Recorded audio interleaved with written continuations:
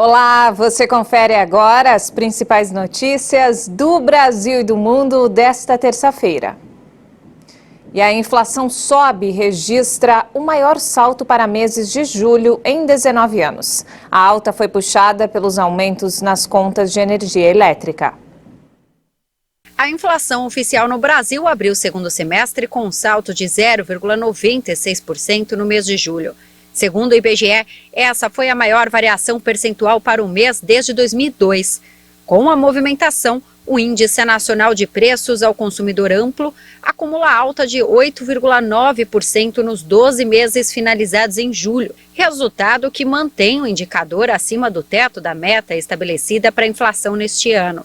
Mais uma vez, o salto do índice de preços foi puxado pelo aumento da energia elétrica, de 7,8%, que acelerou quase 2% em relação ao mês anterior e registrou o maior impacto individual no índice no mês passado. Dos 9 grupos de produtos e serviços pesquisados, 8 apresentaram alta em julho. Entre eles, os que tiveram os maiores aumentos foram habitação, transportes, artigos de residência, alimentação, bebidas e vestuário.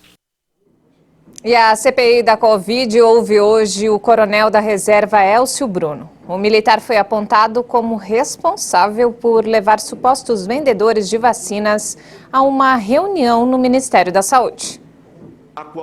A Comissão Parlamentar de Inquérito tenta descobrir a influência de Élcio Bruno dentro do governo e a relação estabelecida com o coronel Élcio Franco no Ministério da Saúde. Em sua apresentação inicial, ele garantiu que não participou de encontros com Dominguete para oferta irregular de vacinas. Jamais participei de qualquer reunião ou encontro no qual teria sido oferecida ou solicitada vantagem indevida por quem quer que seja.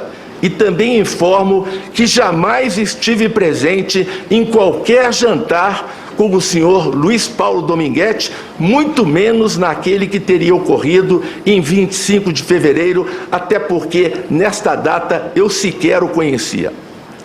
Ressalto que nunca tive relação de amizade ou qualquer proximidade com o coronel Élcio Franco. E como o Supremo Tribunal Federal concedeu a Élcio o direito de não produzir provas contra si mesmo, ele enfatizou que não falaria à CPI sobre alguns questionamentos. Por orientação da minha defesa técnica, me reservarei ao silêncio quanto a toda e qualquer pergunta envolvendo os assuntos tratados nos requerimentos aprovados por esta comissão e que, portanto, estão abarcados pela liminar do STF. E nos destaques internacionais, o número de casos de coronavírus registrou hoje um recorde em 7 meses na China, após a detecção de um foco de contágios em um centro de testes, enquanto a variante Delta representa um desafio aos esforços do governo de Pequim para controlar a epidemia.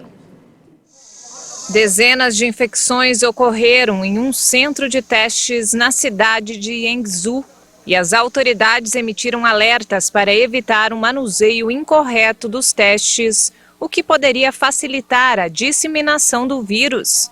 A imprensa estatal descreveu o surto atual como o mais sério desde o surgimento do coronavírus no final de 2019 na cidade de Wuhan.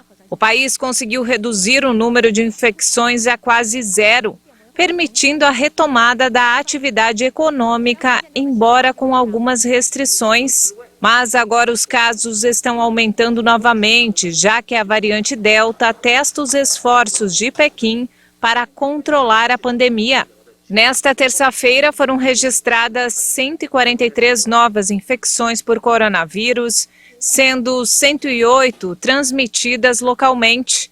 Outro surto ocorreu entre os trabalhadores da limpeza no aeroporto de Nanjing, que mais tarde se espalhou para outras partes do país. Mas as autoridades deram uma mensagem de confiança e consideram que os novos surtos são controláveis. O primeiro-ministro grego disse que o país está enfrentando um desastre natural de proporções sem precedentes, à medida que incêndios devastam regiões e obrigam milhares de pessoas a fugir. Os bombeiros combatem pelo 7º dia consecutivo os incêndios na Grécia. Em Eubeia, a 200 quilômetros de Atenas, vários locais ao norte da ilha foram cercados pelas chamas. Embora a maioria dos incêndios tenha se estabilizado ou diminuído de intensidade, nesta segunda-feira, o foco de Eubeia, a segunda maior ilha do país, permanecia preocupante e apresentava um cenário apocalíptico.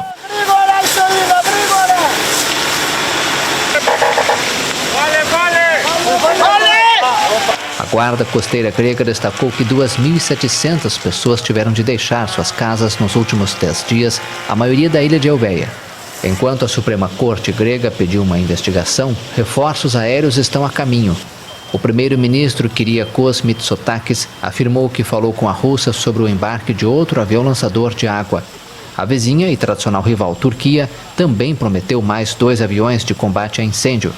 A Comissão Europeia informou nesta segunda-feira que nos últimos dias aumentou o envio de aviões, helicópteros e bombeiros para a Grécia.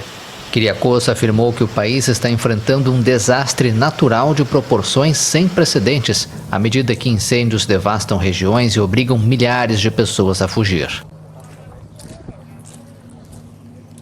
E o primeiro-ministro da Grécia convocou uma reunião hoje para discutir medidas de ajuda para os afetados pelos incêndios florestais no país. O premier pediu desculpas e anunciou um pacote equivalente a 3 bilhões de reais para reconstruir as áreas destruídas. Até agora, 2.600 pessoas já foram resgatadas da ilha de Eubeia, a segunda maior do país. A União Europeia enviou a maior operação contra incêndios já organizada, 14 aviões e 1.300 socorristas.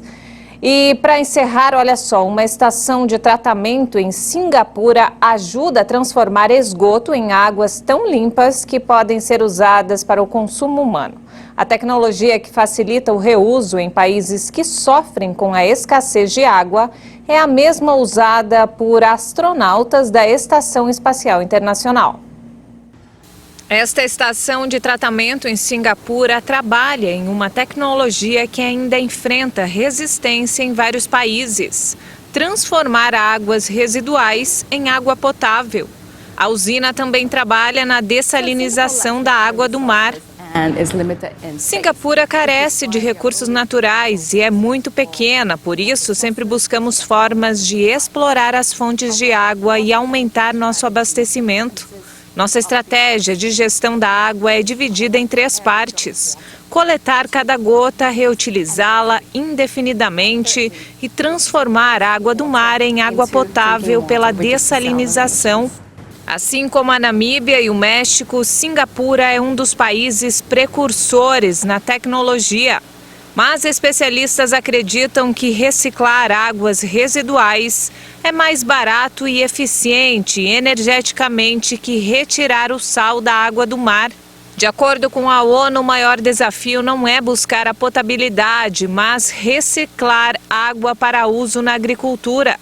Uma atividade que absorve 2/3 das extrações de água doce.